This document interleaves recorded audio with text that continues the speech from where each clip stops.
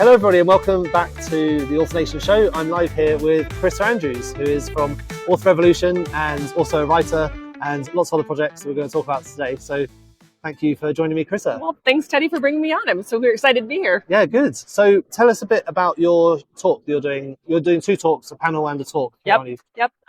Today's talk was all about manifestation, helping authors understand that it's not as woo, I guess, as people think it is. Yep. So I bring in a lot of different things from manifestation with quantum manifestation. So bringing in quantum physics, bringing in elements of nervous system regulation, bringing in subconscious mind work. A lot of different things come into manifestation because it's not just like, oh, dream it, it's going to arrive. It's more about being in alignment with the thing that you're trying to pull in, and then having your mind, your emotions, your nervous system all in that aligned state so that you can manifest more. Right. What is quantum manifestation? So it's going into more of understanding what is actually behind the scenes of manifestation. So with manifestation, it's turning a thought into a thing, bringing something that you want into reality. And when we look at it from the quantum physics perspective, we're living in a quantum field of energy. When we go down to the subatomic particle level, we are looking at, I know it gets very You've lost me already, but go on, keep going. I'll keep it simple. So we're vibrating. Everything's vibrating at the quantum particle level, right? Yeah. So the electron cloud that circles the nucleus, it exists in a state of infinite potential. So it exists in a cloud state until something observes it. Yeah. And it doesn't matter what atomic particle it is, right? So when we're looking at it, when we observe it, it becomes a table, it becomes a place, it becomes us, it's all the things. When we're trying to manifest something, then it's about knowing that every potential is out there. We can call in anything we want. It can be anything we want. It's just about making sure that we are attached to that outcome and allowing it to be instead of opening back up. It's called collapsing the wave function. Right. So when we become the particle and less of the wave, all of a sudden we can create the thing we want. But if we open back up to doubt, for instance, now all of a sudden we've opened ourselves up to the possibility of doubt, of it not working. So you have to lock in that vibe. You have to trust that it's yours, trust that it's moving in the direction that you want, and just be aware of all of the things that are guiding you there. Yeah. So when you're manifesting, are you thinking more about manifesting like being an author, or is it more getting yourself into the mindset of the type of book you want to write? Like, for example, if you're trying to think of a particular plot line or something. Yes and yes. Yes and yes. All of it. All of it. Yeah. So it depends on the author, really. Right. Like if they're just trying to get the book out, they're manifesting the book. They're trying to figure out, their characters. They're trying to figure out the plot points, the arc, like the tropes, the reader expectations, all the things, right? There's a lot to be thinking about. And all of those are manifestations. Yeah. But there's also that higher arching, I want my author career to go big. I want to be, the next J.K. Rowling. I want to have it all. And so everything's always yes. So you can have that thing, but you have to trust that you're in the process of guiding yourself toward it, and that the universe, God, the quantum field, whatever, is giving you the energy, the experiences, the opportunities to get you there. Right. So your reticular activating system in your brain recognizes patterns. And so if your brain is going, okay, I am looking for recognition of the thing to be working for me, you're going to be looking for all the things working for you. But if you're opening yourself up to doubt, for instance, you're like, why is this not working? This is not working. This should have been working by now. Now your brain is triggering to like what's not working, what's not coming to you. And so you have to be very careful on how you're allowing your brain to actually manifest things and move forward, because you can be thinking you're working on the right thing, but you're actually focusing on the lack of it instead of the thing of having the thing. So in your talk, were you talking about quite practical tips for doing this? So let's go through some, especially for authors, of course, like what practical things can someone do to start doing that manifestation? Yeah. So the first thing I always talk about is you want to start with subconscious mind. Your mind, I mean, you've had years and years of thinking a certain way, right? Bringing things in a certain way, believing about yourself a certain way. So you have to get into the subconscious programming before you can do anything. And if you don't believe you can have a successful author career, that's probably your starting point, right?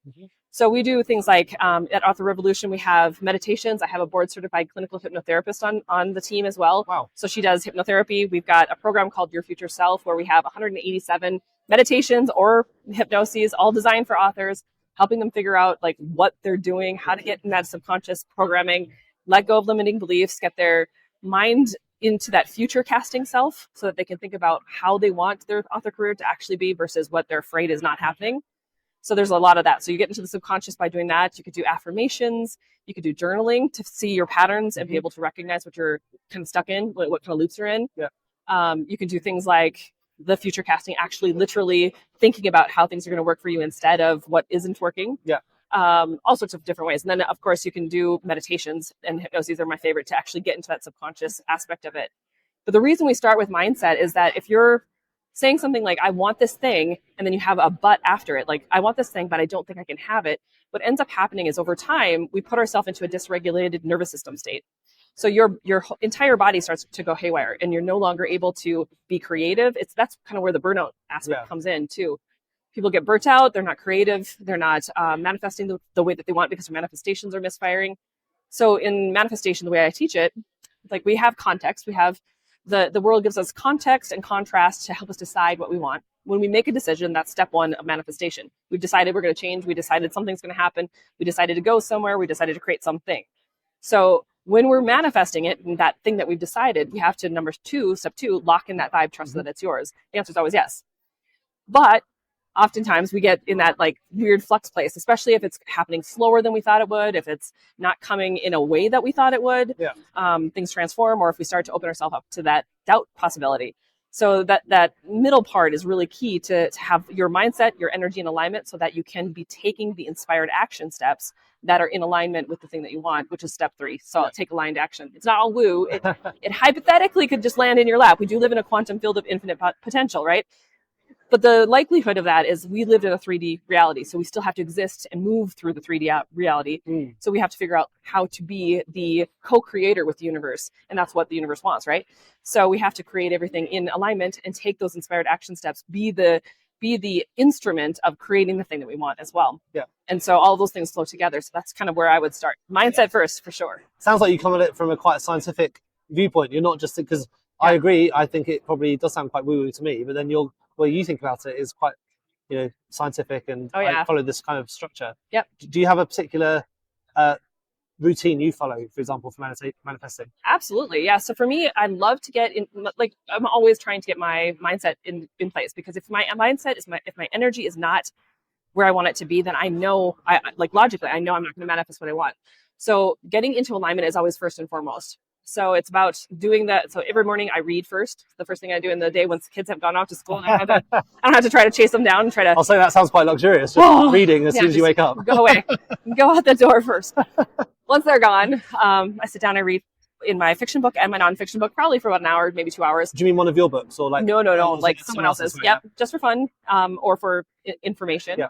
And then after that, I like to go into meditation. And what I do is a combination of intrathecal breathing. So that's moving energy from the lower chakras, letting it go up your cerebral spinal column. This is actually by Dr. Joe Dispenza does this. And so it's not, I can't take credit for it, but it helps you to move stagnant energy in the body. Mm-hmm.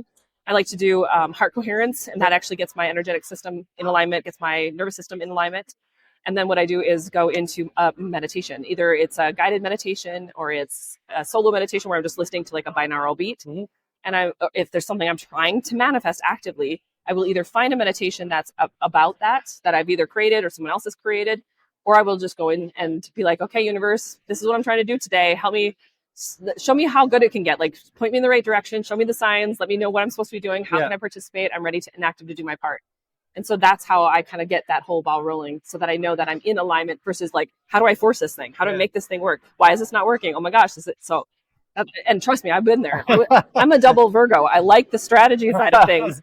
But I'll tell you, when I do that, it's not the funnest place to be. I love hearing people's morning routines, because mine is completely gone out the window now. I've got 2 small children, but I'm speaking to people here whose kids have finally grown up, and they're like, when I wake up, I just start writing straight away, and I'm like, oh God, that sounds amazing.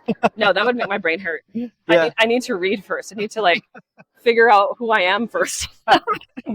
So how did your talk go down? Did you get many questions? Yeah. Yeah. I was actually really impressed. I talk fast normally, so that's just normally how I am. But when I was timing myself at home, I'm like, oh, I'm coming in at 44 minutes. There's no chance. You spoke 44 minutes? Today I spoke 40 minutes. They got a whole 5 minutes worth of Q&A. Okay. But I wasn't anticipating even being able to do it. Yeah. So the reason I was asking is because I wanted to just go on to this conference. Obviously, we're in Las Vegas. It's amazing. What do you get out of coming to these conferences? Yeah, I think for me, it's the energy of everybody. It's seeing, where is everyone at? What is it that they're trying to do? How are they trying to expand beyond what they believe right now? It was really eye-opening. I have an exercise in my talk where I was trying to show them where their glass ceiling is on how much they think they can earn. Yeah. And so I have a set of slides where it was like, okay, raise your hands. It's easy for me to make money until you reach a certain point. Drop your hand when you get to a certain number. And so we had $100 a month. Everyone still got their hands raised. $500 a month. Everyone kind of started trickling down. By 1,000, because it only went up by like that 100, 500,000. We had almost everyone down by 1,000. I was like, limiting beliefs. Yeah. So it's all about knowing, okay, this is where you're capping yourself. And it doesn't have to stay there. It doesn't have to be forever, but just know that this is personally right now for you where you're capping yourself at. Yeah. So now this is where the work comes in. Start to reframe it. Yeah. Amazing. So do you go to any other conferences or is it just this one? Yeah. What are the other ones you go to? And are there any good recommendations? Yeah. InkersCon is fabulous. Which one? Sorry? InkersCon. Right? Yeah. I love InkersCon. I've been to the Idaho Writers Guild I was conference. just speaking to Alessandra Torre earlier. Yes. I think she's one of the organizers. Yep. Alessandra's awesome. I've gone to Idaho, so Troy Lambert's conference. I've done the one for Ally, the self-published con. That one's awesome, but that was more digital. So I just like to test the waters, see how people are reacting when it comes to manifestation, and it's just so much fun. Yeah, and so that's Author Revolution. That's the main thing you talk about. Is it the manifestation, or does it do? I talked about both. So I've talked about sustainable rapid releasing because that's kind of where I started as Author Revolution. What does that mean, sustainable rapid releasing? For me, when I was first entering the indie space, I was trying to figure out like what's the best way to teach how to write and publish consistently. Yeah. Because the methodology at the time was write as fast as you can, write as many books as you can, lose your mind, whatever. And for me personally, I'm like, there's no way I could do that. And I'm fast with a lot of things, but it just didn't feel sustainable. It didn't feel right. And I'm like, okay, if I'm feeling this way, then I know other people are too. And you mentioned burnout earlier as well. Yeah. Quickest way to hit burnout. So. Absolutely. Yeah. And if you're not creatively engaging your brain, doing things, experiencing the world, a lot of us can't do that sort of thing. And it doesn't fulfill us then. So I wanted to teach them how to do it in a sustainable way. That's why I picked 4 books. It felt like, okay, you can do a book a quarter. You could write them all up front, drop them. There's lots of different ways you can actually rapid release those books. And so I've done talks on that. I've done talks on, how to plan a series, how to use AI to plan a series, a lot of different things like that. But my favorite is obviously manifestation. Yeah. So your students in Author Revolution, is it like a monthly program, or how does it work? How do you interact with your students? Yeah, so the way that I work originally was just courses. I was just like, okay, here's some courses, have some fun. But now I've veered away from that. Now they're memberships. So there's 2 different memberships. There's the Revolutionary Authors that has all the strategics courses, but it has a community. It has masterclass membership that I do masterclasses every month, and so they have access to that. They have that access to the library of classes I've already done. And then we have those master classes are live. I'm a number 1 relator in the Clifton Strengths. So I'm a number 1 relator in Clifton Strengths. That's Becca Syme. Don't ask me. Becca's the one to talk to. She's coming on the podcast later, so yeah, I'll ask her because she's amazing. So I like to relate to the people I'm talking to my students. And so I realized very early on, I need to have a community that I'm building. So the master classes, the memberships and stuff have a community built inside Kajabi, actually. Yep. So both of them are like that. Mm-hmm. So there's the strategic side, and then there's the woo side. I've got the High Vibe Author. It has all the membership stuff for the manifestation classes, the different things that go with it. The meditations and hypnosis is a part of the Your Future Self program. So they can either have that access by itself, or it comes with the High Vibe Author. Nice. Yeah. And have you been to any other talks today whilst you've been here? I have not yet. No. We went to the opening talk. We saw Joe. Joe, he was great, wasn't he? He was amazing. And then I went to go get ready because mine was like right away this morning. I had to get organized. And then we went and had lunch, and I'm like, okay, I'm just going to decompress for a minute and figure out what's going on. The last time we went to this conference, when it was 20 books, it was like we were in every class, every hour, nonstop. And so this time we're like, I'm going to just see like who's around, who needs to be talked to. It's best to try and think what you need to get from the conference and then go to those talks. Otherwise you can burn yourself out of it. Going to everything. And you're in Vegas, and for me, I've been in this industry for 15 years. So there's a lot of stuff here that I've, in some way, shape, or form, I've already touched on. I've gone to the classes. I've talked to most of these people. I've seen their work. And so I'm looking forward to watching some of the videos after the fact, but it's more about being here with the people. Yeah, great. Yeah. Why don't you tell us just quickly about some of the books you've written, the ones you're working on at the moment? Sure. Yeah. So I write nonfiction as Carissa Andrews. So right now I've got a Kickstarter that's going. Well, it's technically not live. It's in like pre-launch. Yep. So it'll be live soon. I need to get past this week first. It's like there's just too much going on. So the Kickstarter is for Write Your Reality. So that's where I'm bringing in quantum manifestation for authors. So talking about how this works. It's not just manifestational woo. There's a lot of science behind it. I've also written Right Frame of Mind. So those are my 2 nonfictions. I have written and do all the things under Carissa Andrews. Yeah. And that's my urban and paranormal fantasy. I think there's 20 some odd books. I don't know. I've lost count. Yeah, a lot. There's a lot there.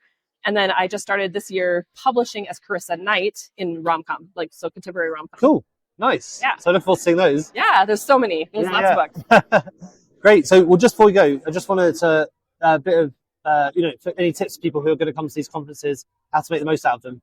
What would be your tips for people to come? Oh gosh, I guess for me it would be tune in first, like you said, figure out what it is you really want to accomplish. What is your intention for the conference? And then just allow yourself to be guided to those right things, because that's going to help you be in alignment with the thing that you're trying to call in, versus running around like a headless chicken and trying to figure it all out. Because I've been there, I've done it. And then you look back and you go, gosh, there were a lot of people I wish I would have talked to. There's so much I could have done, and we didn't do it because we're so busy going to all the things. Yeah. So it have that good balance between all of it, because this place is amazing. There's so many people here that are amazing. Yeah, it's worth it. Amazing. Yeah, I mean, it's a bit like a music festival. There's two headliners. You can't see both. You have to choose. So yeah, I think for me it was working out what I wanted to get out of the I couldn't nearly call it a festival, out of the conference. Yeah, and it's kind of like a festival. It's fun. Yeah, not quite as fun as a festival, but yeah, it is good. True. But yeah, no, trying to work out what it is you want to get out of it. And I think that's the best thing. But yeah. Well, thank you so much for coming on. I really appreciate your time. Thank you for bringing me on. Yeah, good luck with the rest of the conference. Thank You've got your panel tomorrow, haven't you? So Friday. Friday, yeah. Yep. Well, good luck with At that. Rave. Yep. Yeah, and have a good week. Thank you. You too.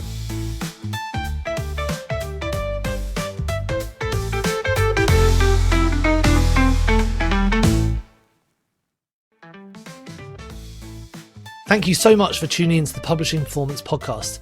I really hope you found today's episode inspiring. I love chatting to authors, writers, and people in the publishing world. Now, just before we wrap up, let me tell you about Publishing Performance, the #1 platform for authors who want to increase Amazon book sales, but are not really sure where to start.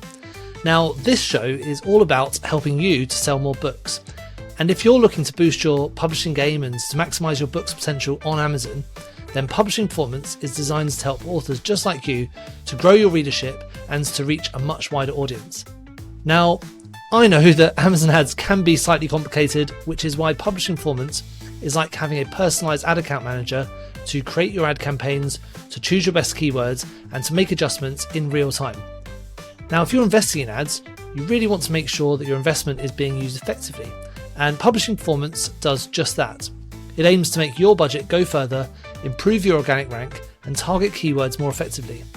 Just go to publishingperformance.com to get started with Amazon ads for just $1.